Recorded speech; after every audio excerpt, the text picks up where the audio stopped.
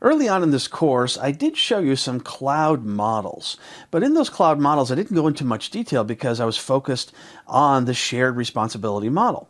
However, I'm going to go into more detail now with the different cloud service types. The first one is going to be infrastructure as a service. That's where you have more control by the client themselves.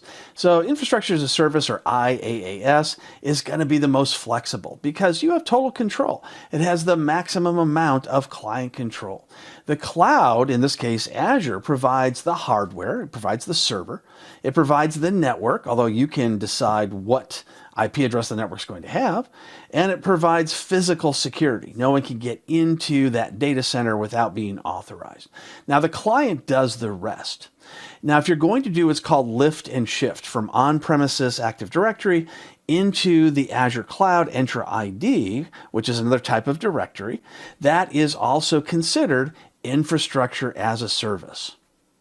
The client is going to manage those resources, run updates, as well as installations. Now, the next thing we've got is platform as a service. Platform as a service is sort of a middle ground.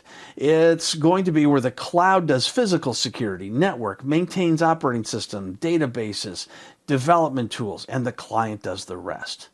Clients create the applications and do data mining, accounts, and identities, but the cloud provider is going to be responsible for the operating system, as well as the hosts and the physical network.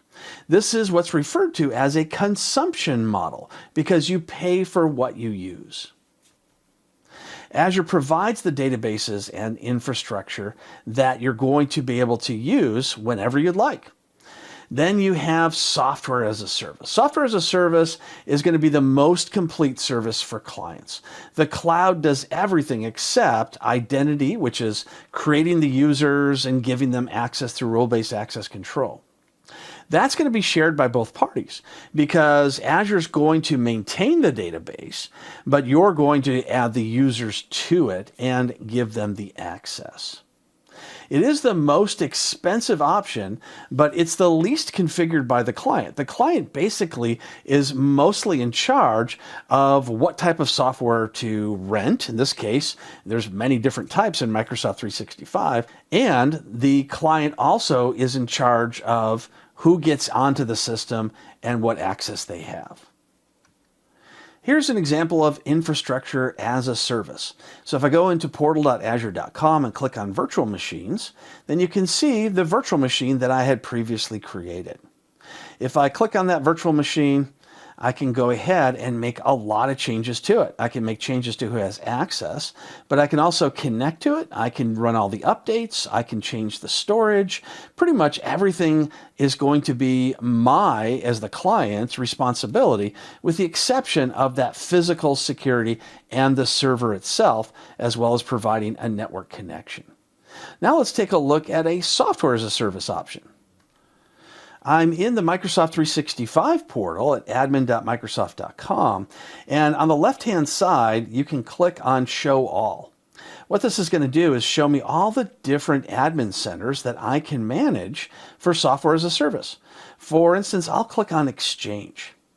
So when I open up Exchange, this allows me to make a lot of changes into the Exchange admin center for each user. I decide what the usernames are, what the passwords are, all within Microsoft 365. I decide what licenses to add as well. However, once that's done, Microsoft is going to manage the mailboxes. It's going to manage the hosts that run the operating system as well as the Exchange application. But from here, I can make some other changes, such as admin roles. I can choose who's going to be an admin. I can also migrate users.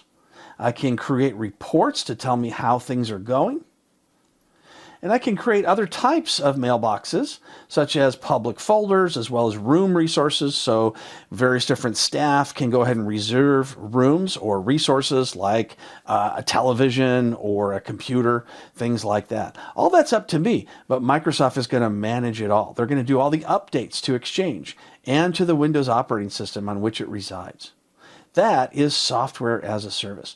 Now, I didn't show you platform as a service, but As far as the AZ900 goes, keep in mind that databases are one of the biggest parts of using platform as a service. You bring in the application, but you store it on a database that Azure is then going to manage.